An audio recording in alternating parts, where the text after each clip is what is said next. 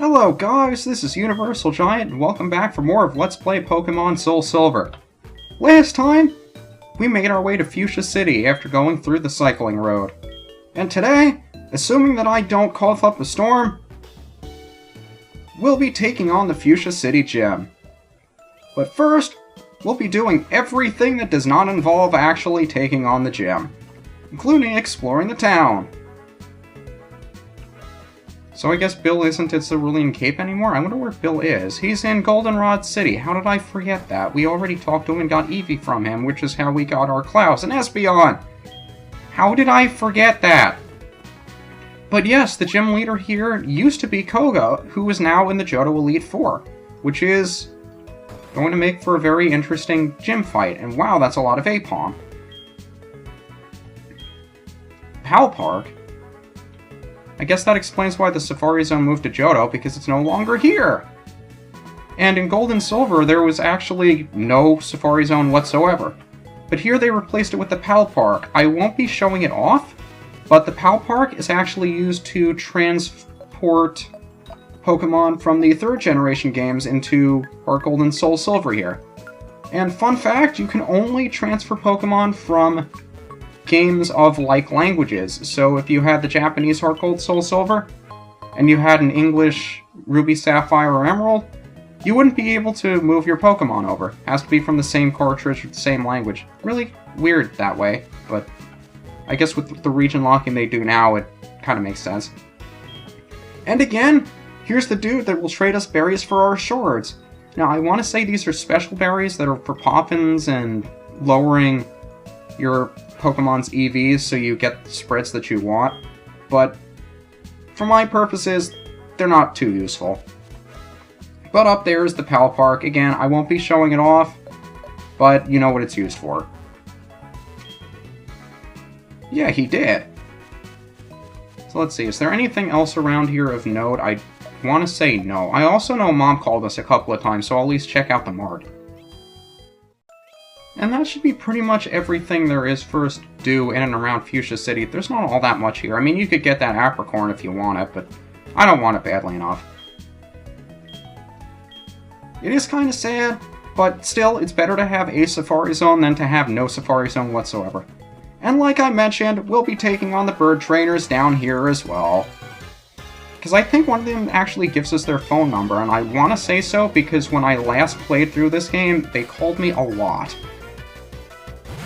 But we haven't seen Noctowl in a long time, have we? It's especially weird to see it out in the daytime.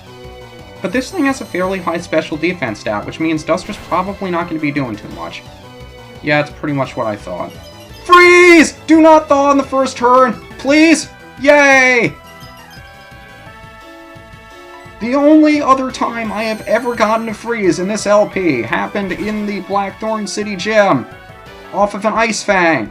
And the same turn that it froze, it thawed out, and it actually got a chance to move. So I'm actually very, very happy that that hit. Now let's see how powerful Return is. I want to say Return would do more than a super effective Ice Beam, but we won't know because it was a crit. Duster, you are awesome! And I love you! This is the first time it's happened in this LP, but I physically want to reach out towards my screen and hug Duster right now. I never thought I would feel that way about a video game. Let's see if we can keep the good times rolling, shall we? Boris the Bird Keeper! Weird, but I can still kind of see the Boris Bird Keeper thing. Doduo, I'm not sure if you've run into one of these things yet. It's really interesting because it's a dude with 2 heads, and I think I've been on this ramp before, which makes me think we've run into a Doduo before. But the interesting thing about Doduo and its evolution Dodrio, which grows a head in the middle, is that the color of its neck will change depending on what its gender is. Its neck will be black if it's male, and I want to say it'll either be white or brown if it's female. Now, Acupressure is an interesting move that sharply raises one of your stats at random. In this case, it was the worst one because it allowed to get off a tri-attack. Now, there are a couple of Pokemon that use this as a signature normal type move. It has a 10% chance of paralyzing you, 10% chance of freezing you, and 10% chance of burning you. but it's a normal type move. And another Doduo, why not? Keep the good times rolling. But Porygon is the only other one I know that uses Tri-Attack as its quote-unquote signature move. I know there are a couple of others that would use it too, but none of them come to my mind. At least not very readily. And you must be the guy who gives me his phone... You're not the guy who gives me a phone number? That's weird. Oh well, I guess I'll go heal up Duster really quick, and then we'll challenge the gym. So give me a moment. And we're ready to take on the gym. Leader Janine? Poisonous Ninja Master. Maybe? I guess she's the daughter that they were all talking about. Now, the interesting thing about this gym, and I just realized I forgot to talk to this guy in the other gym, all of the trainers look like the gym leader. The thing is, that's her right in front of us. As soon as you walk into the gym, the first trainer you see directly in front of you is the actual gym leader. So, of course, I'm going to be fighting everybody that isn't her first. Because, why not? All the trainers are here, you might as well see what the poison type has to offer. Now, not good that you have a Nidoqueen to start off with, because I'm leading with Krako, and Krako is 4 times weak to ground, and I'm afraid that she's going to use a ground-type move on me. So let's not do that. I don't know why this thing doesn't actually have a ground-type move. I would expect it to. But I'm also afraid this thing has the Poison Point ability, so if Crunch hits it with a physical move, it might be poisoned. I really hope it doesn't get poisoned. Please don't get okay, thank you. But Double Kick is a fighting-type move, which wouldn't have been good for Magnezone to stay in on either way, even though its defense is fairly high. But I'm thinking that the next Pokemon trainer that we run into will probably have a Nidoking, which wouldn't be good for Krako either way. I don't know why I'm leading with Krako. Mirror Shot! I want interesting Steel-type move. I actually don't use it very often because it's only 85 base accuracy, 65 base power. Flash Cannon is 80 and 100. So, forget it. Not happening.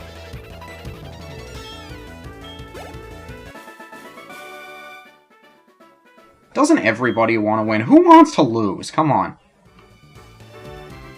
Yeah, a lot of people like to put on a facade and make themselves feel more powerful than they actually are. But yeah, all of these invisible walls that you can't actually see. I do like the effect of the... Well, you're the guy that has the Nidoking, aren't you? Why would a guy cross-dress as a chick in a children's video game? What is this? I don't even...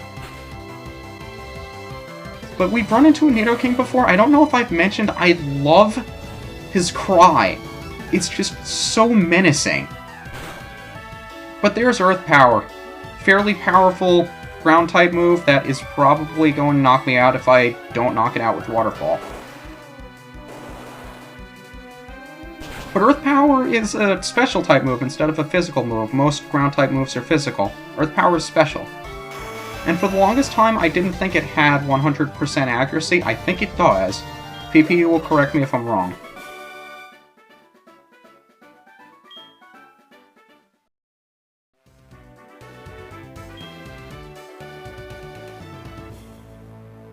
Do I really need to say anything? But of course, there are 2 more trainers that are not Janine. You are Janine, so let's hold off on facing you. Can I go further beyond? See, the funny thing is, you can't go further beyond. I guess that's it. Can I... How do I get to the not Janines?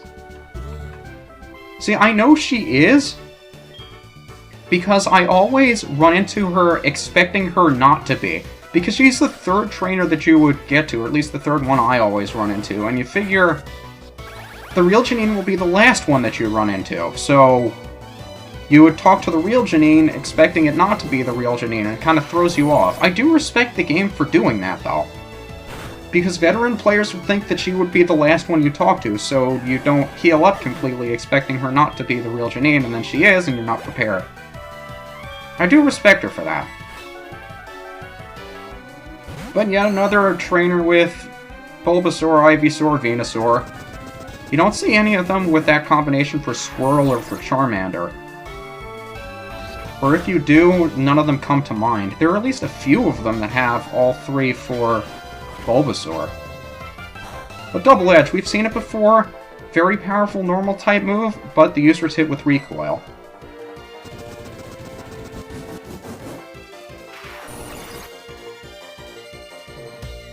There's so many different ways we could go about the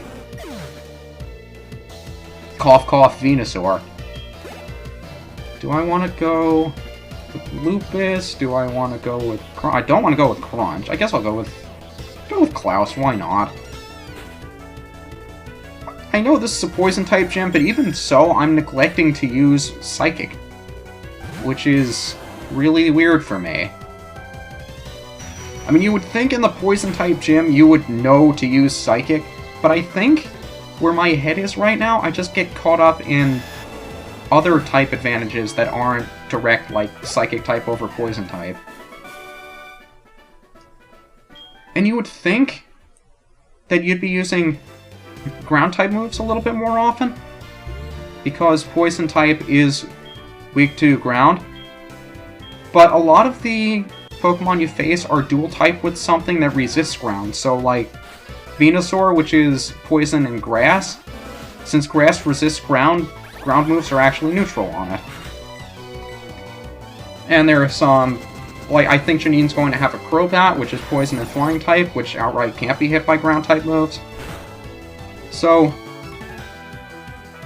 except for things like Grimer that are pure Poison-type that aren't floating like Coughing and Wheezing, there are very few Poison types that can actually be hit for super effective Ground-type damage.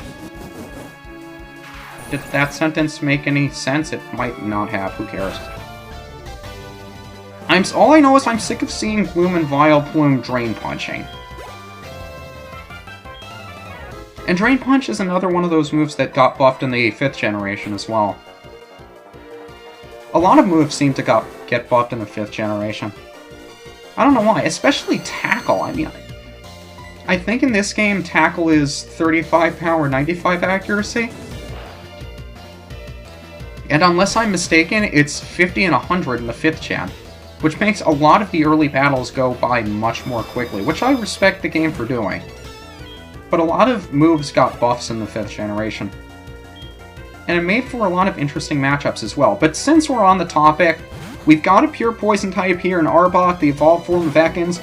We might as well, for the first time, use a Soft Sand boosted Earthquake from HCB. Because why not? Intimidate's not going to do crap.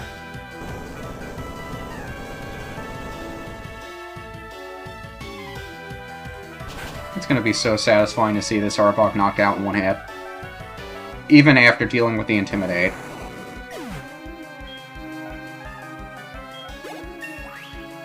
And that's going to do it for all of the trainers in the Fuchsia City Gym. Now I'll go outside, heal up, and when I come back, we'll take on Janine.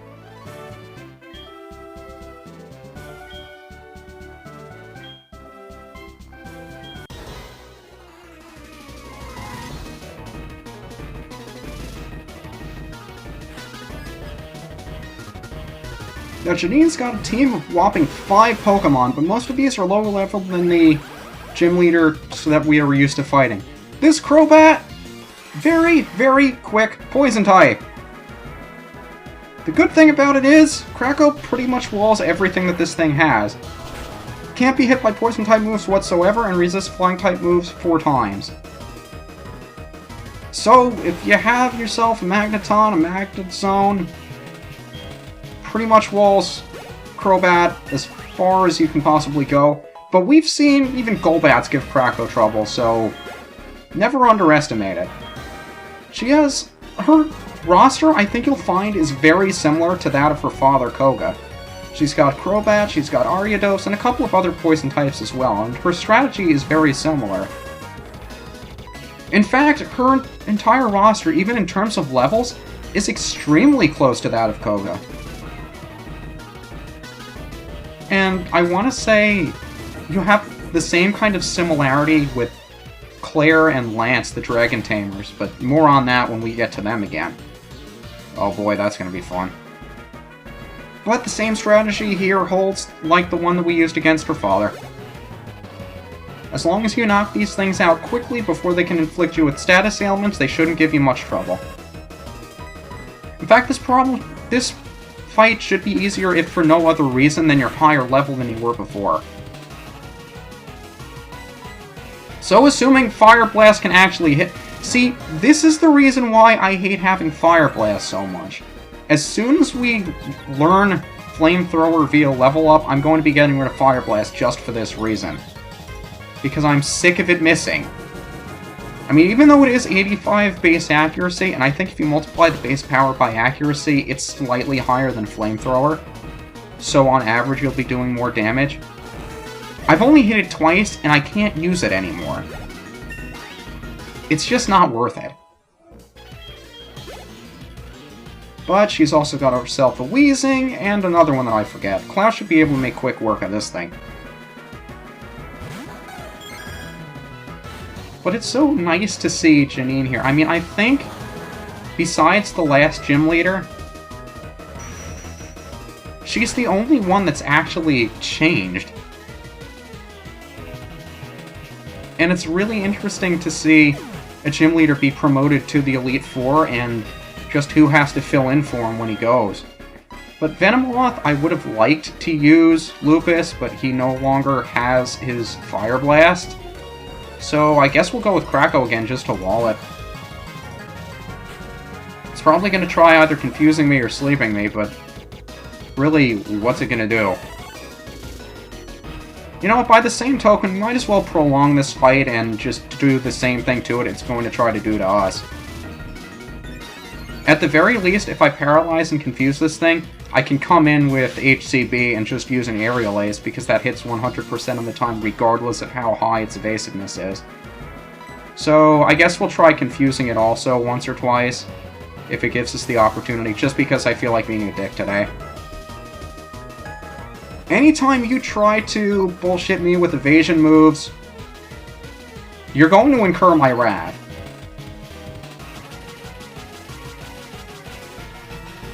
So now that it's inflicted with Parafusion, let's try to switch out to HCB and see if we can get a couple of sure hit Aerial Aces in.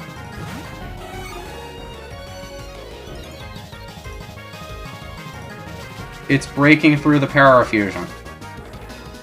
Only the AI can do this. If it's me, it happens to me 7 or 8 times in a row and there's nothing I can do about it.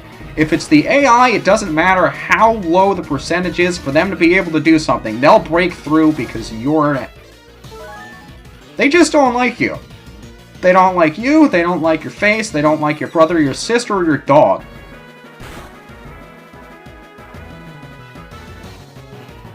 But since Aerial Ace hits 100% of the time, it doesn't matter that Venomoth has 6 stages of increased evasiveness on us. It's going to die. And that does it for Gym Leader Janine. With her defeated, she'll concede to us our 4th Kanto badge, the Soul Badge.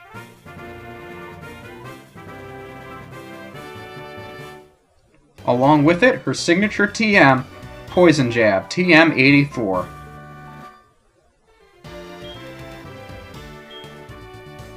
Now, Poison Jab would be an interesting move to use if Poison was strong against more than one type. Really weird. That's what makes Poison types so difficult to use, because the only type that's weak to Poison is Grass. Very, very situational to use, but there are some good Poison type moves. Either way, that's going to do it for everything we can do here in Fuchsia City, besides the Pal Park, which we can't necessarily do. Because the route south of here to Cinnabar Island is closed down because there was an eruption down at Cinnabar Island. And you can see there's a bunch of work they're trying to do. I'm not sure what flattening the ground has to do with the ocean out here, but that's how we're going to have to get to Cinnabar. Unfortunately, it's a pretty roundabout route to get to Pallet Town from here, because if we look at our map, here's where we are. That's Cinnabar Island over here, past the Seafoam Islands. Pallet Town is up there. In order for us to get there, we have to go all the way around the map.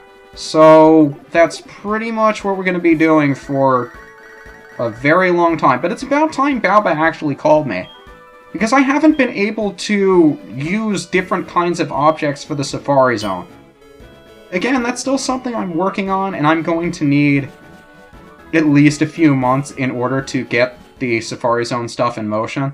So I'm hoping he does call us at least 1 or 2 more times after this, but that's something I'll worry about, not something you need to worry about. This is UniversalGiant, and next time, we begin our very long trek up from Fuchsia City to Lavender Town. We've got a hell of a lot of trainer battles ahead of us. I hope you guys are looking forward to it. See you then.